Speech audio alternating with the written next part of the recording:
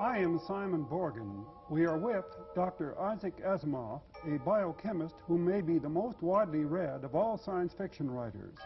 He has written 155 books and hundreds of magazine articles and short stories.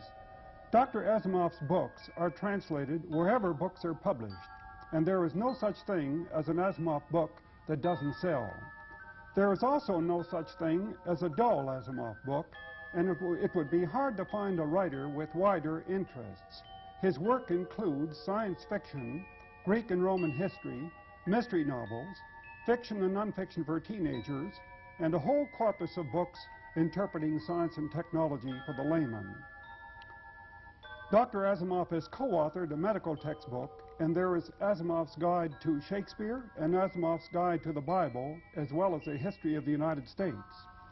As a professional biochemist, Dr. Asimov is unique among science fiction writers, but it might be more accurate simply to say that Dr. Asimov is unique. He was born in Russia, near Smolensk, and brought to New York at the age of 3. He was 9, working in his father's candy store in Brooklyn, when he sneaked a copy of Amazing Stories from the magazine stand and confronted spaceships for the first time. He had already scribbled his first novel, The Greenville Chums at College, into a 5-cent copybook. A brilliant student and possessed of a phenomenal memory, Asimov entered Columbia University at 15. He sold his first science fiction story at 18. By the time he had worked as a Navy chemist during World War II and returned to Columbia to get his doctorate, he was earning his living by writing science fiction. He sold his first book in 1949, just as he joined Boston University Medical School to teach biochemistry. After 10 years of teaching, Dr. Asimov found that it was confining to be able to write only on weekends, and he quit teaching so that he could devote full time to writing. Dr. Asimov's readers will no doubt find it painful to think of how much they might have lost had Boston University continued to claim 5/7 of Dr. Asimov in the past 15 years. At Dr. Asimov's current rate of writing, he will have produced 200 books by 1980. He isn't likely to tire or to slow down. Dr. Asimov's idea of a vacation is being left alone at his typewriter. Dr. Asimov, at a time when science and technology are producing the almost incredible every day, how does a science fiction writer stay ahead of things? Well, he doesn't really have to. I mean, everything that science does gives him new plots. Right now, for instance, a science fiction writer can write perfectly amazing stories concerning black holes. 5 years ago, the science fiction writer never heard of black holes. And yet, many people who look back to what was predicted by science fiction writers in the 1930s, simply because these things have arrived, they believe that science fiction writers are out of anything to write. Well, you're right. You see, people think that what we used to write about is what we have to keep on writing about. Not at all. What we wrote about in the old days is now passé. We'll write about new things. I think you said somewhere along the way that whereas you used to write about these things in Amazing Stories, now you write about them in the New York Times. You're right, about colonies on the moon, for instance, about robots. Well, back in 1939, you published a story that dealt with the first flight around the moon and back. Frank Borman and his Apollo 8 crew actually carried this mission out in 1968. You placed the story in 1974. How does a science fiction writer feel when something like that happens? Well, it makes him feel very good. I'm a little annoyed with myself because I was so conservative.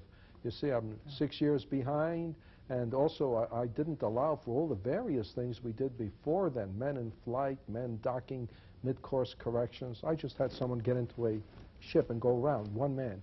And it makes me feel as though I wish I could do it more often. But as a matter of fact, if you go through all my books, you'll find that the number of things I've spoken about that have really come true are very small. That probably goes for other science fiction writers as well. Oh, yes. When people talk about how science fiction writers predict the present, it's because they've gone through a large corpus of work and picked out certain things. We can't just predict. There isn't enough story material and straight prediction. We make up futures. It doesn't matter whether we really think they'll come to pass or not, but we ask ourselves only, will this be interesting to deal with? Will this make a nice story? And then if some of them do come true, well, good.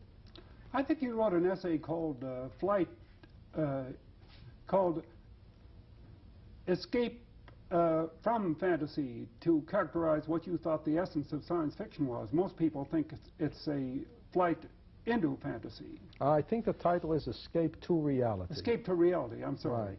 Well, that's because, you see, when you think of the future, you try to make it as plausible as possible. Back in 1933, for instance, there were science fiction stories dealing with a world in which all the oil and coal had been burned up. Well, the youngsters who read that story in 1933, including myself, took it seriously. At least I did. And I said, my goodness, what happens if we do burn up all the oil and coal? That's the first time that ever occurred to me that this might be a problem. Mm-hmm. So that on and off, I worried about using up our fossil fuel supplies for the last 40 years. And most of the world, virtually all the world, has only started worrying about it a few months ago, you know. I read a comment recently by a Russian scientist about an H.G. Wells story. It's called When the Sleeper Wakes. The hero who has gone to sleep in London in 1900 wakes up 200 years later in 2100, and he finds that London's power is being supplied by huge wind-powered machines over London, and there are airplanes about the size of the first DC-3s. And the scientist's comment was, the imagination of science fiction writers is certainly limited. Well, that's true. Back in 1848, Edgar Allan Poe wrote a story set 1,000 years in the future, in 2848. And in it, he had transatlantic aeronautical voyages, only in balloons, going 100 miles an hour. In other words, in his day, there were balloons. So his vision of the future was of faster balloons. If a New Guinea native thought of a future in which you could communicate between continents, he'd think of very loud drums, you see. It's very difficult, really, to visualize the real future. Well, this raises the question of why science fiction writers are constantly going into outer space and to the moon and past them to the planets. Do they go there because that's where the future is going to be or was going to be? Or do they go there because, as a device of the novelist to set up a controlled environment? I suppose there's a little truth in both. The entire history of mankind has been that of crossing the hilltop to see what's in the next valley. Mankind has been exploring the earth over thousands of years. Somehow, just because we have now explored the entire earth, even Antarctica and Greenland, it seems a shame to stultify this impulse of ours. And the next thing to explore is the moon and the planets. That's one thing. It's sort of an analogy from the past, an extrapolation forward. But then another thing, the environments on these other planets are made to order for our purposes. Mm-hmm. Strange environments, the possibility of new forms of life. This takes the place of stories in the old days about mysterious islands in the Pacific or hidden civilizations in the Amazon Valley and so on. You couldn't produce that kind of heightened consciousness if you set your story in New York City, for instance. No, it gives us an interesting background. And then, of course, no matter how strange the background is, what goes on in the foreground should, if it's a good story, illuminate the human condition. One of your stories, one of your books, suggested something so fantastic as a nuclear submarine floating within the bloodstream so that the crew could do an operation on the human brain. What story was that?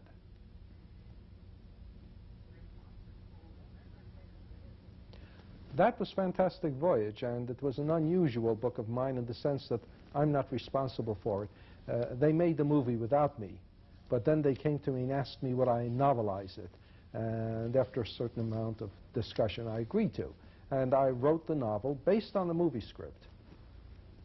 Is there anything to the suggestion, scientifically, is there anything to the suggestion of that story that you can experiment on biological miniaturization? No, I don't think really that's possible scientifically. The movie people didn't worry about it. They simply reduced everything in size. But when I came to write the book, knowing a little something about atomic physics, I realized that if you allowed these miniature human beings to be built up of ordinary atoms, there just simply wouldn't be enough atoms in their tiny, tiny brain to make the brain complex enough to be a human brain. So that I also had to miniaturize the atoms as well. Now, there is no known way of doing this, and I had to use a kind of plausible gobbledygook in the book to account for it. But then you see, in science fiction, you're allowed to depart from scientific possibility, provided you know that you're departing from it and can explain it. The reader will go along with you into the realm of fantasy if you'll give him an excuse. But to do it without realizing you are going into fantasy is insulting to the intelligent reader. I expect they came to you, however, at least partly because of your familiarization with the human body. After all, you're a professional biochemist. Well, they wanted somebody who would make the entire project sound plausible, and I did my best. And they felt I was qualified to do that, and I hated to tell them anything else, so I said, yes, I am. Dr. Asimov, a writer who turns out 4,000 manuscript words a day, book upon magazine, article upon book, would seem to be in some kind of race. Well, I'm not. It seems so, but it isn't so. Actually, what it amounts to is that I'm not happy except when I'm writing. It's the only way, it's almost the only way I can think of to spend my time pleasantly. And so I'm naturally drawn to the typewriter at all times. The day is lost in which I don't type. Deadlines hold no terror for you? No, because I know that if I have an article to write, I can generally write it without trouble whenever I sit down. So if there's an article that must be written within, say, 2 weeks, as there happens to be one, I'm not concerned because sometime before the 2 weeks is up, I'll sit down, and whatever day I sit down on, by the end of that day, the article will be written. A colleague of yours once said that if he read all of your books, he wouldn't have time to write any himself. Well, it's reversed in my case. Considering how much I write, I'm having very little time in which to read anyone else's. I think it's a book a month for the last 4.5 years. It's been a book a month.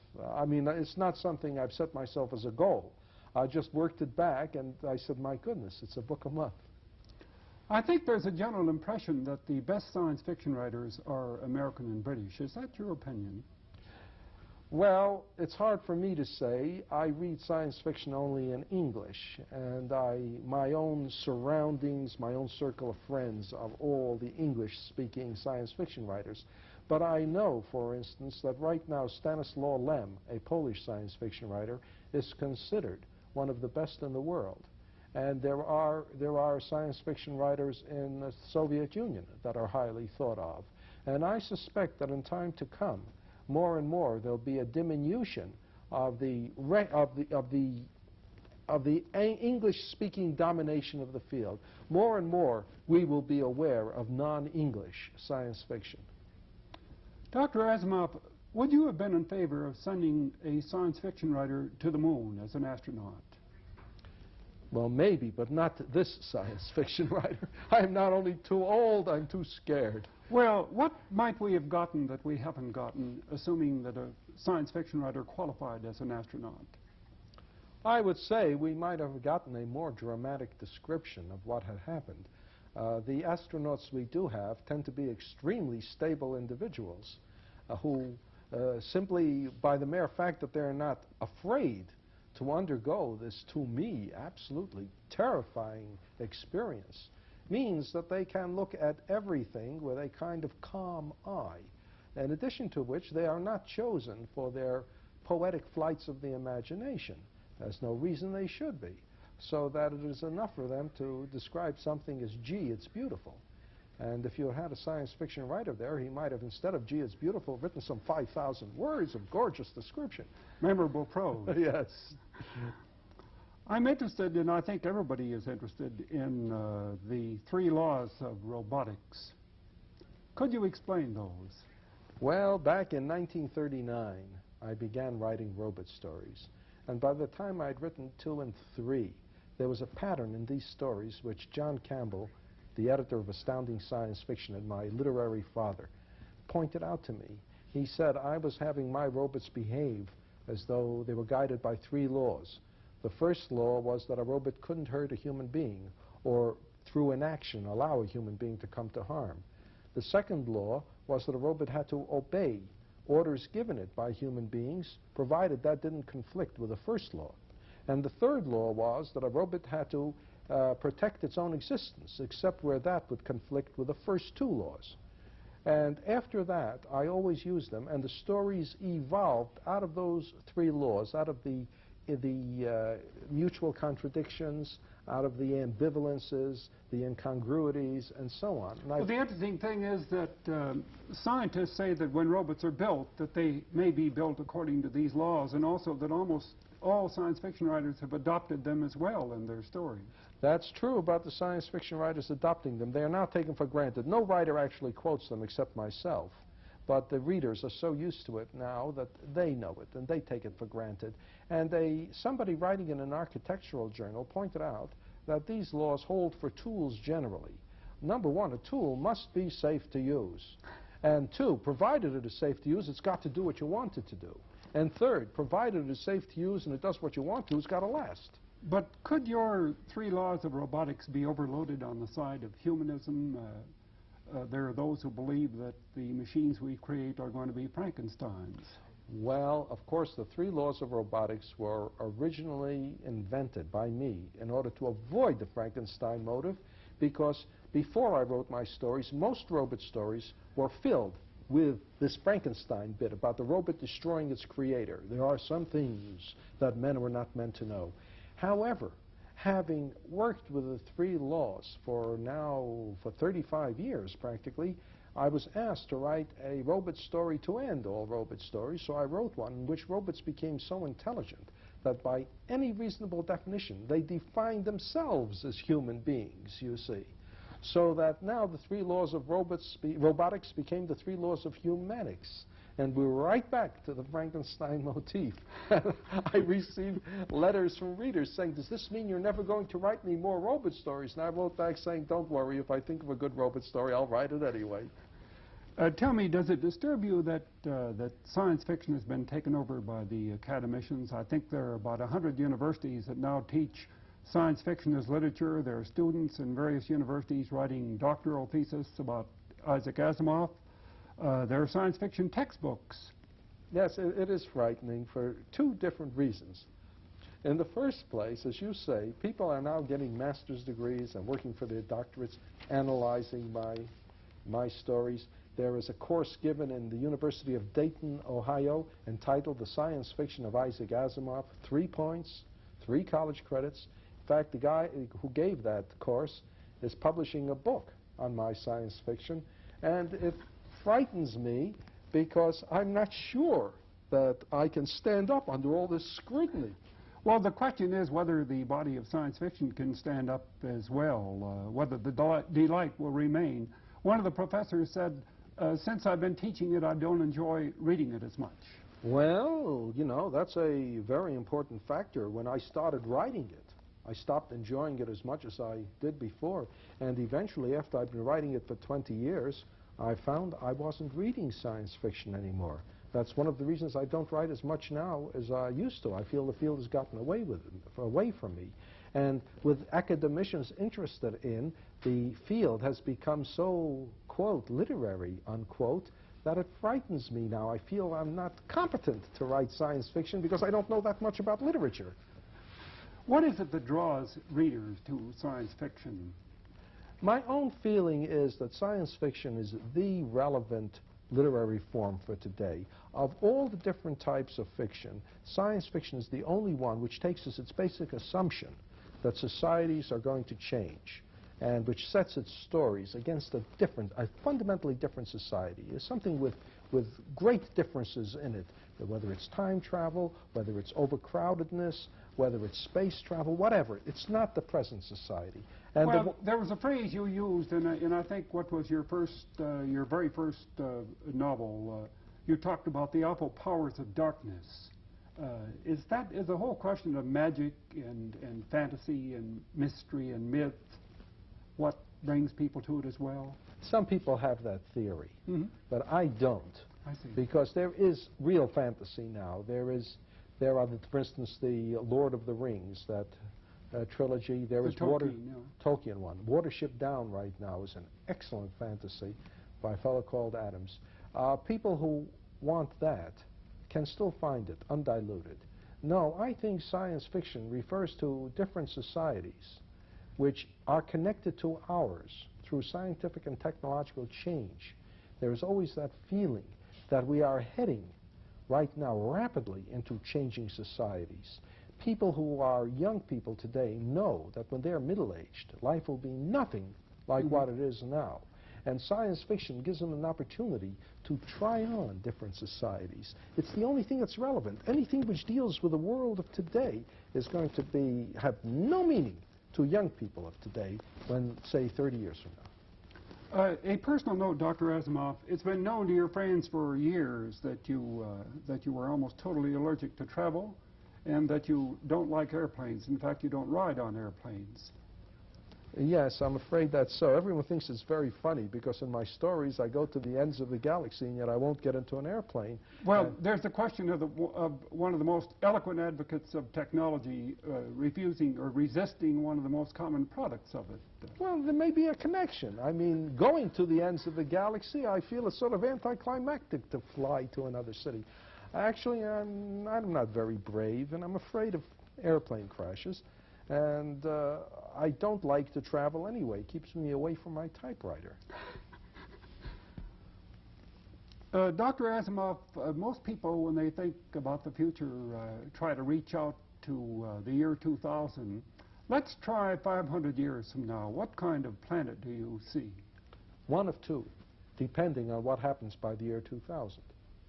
If by the year 2000 we have not solved the problems that face us today, then I would say 500 years we'll see a world containing a technological civilization in ruins, in which there will be a relatively small number of human beings sort of surviving, and with New York City as the most magnificent ruin in the history of the human race. And the other is? If we succeed in solving our problems today, then 500 years now we can well be living in a kind of utopia, a world with a relatively small population, carefully husbanding their resources, with a working colony on the moon and perhaps on Mars, reaching out to the entire solar system, taking advantage of advances in technology we now can't even imagine, living under conditions which, when they look back on the present, they will be horrified and wonder how we could have survived.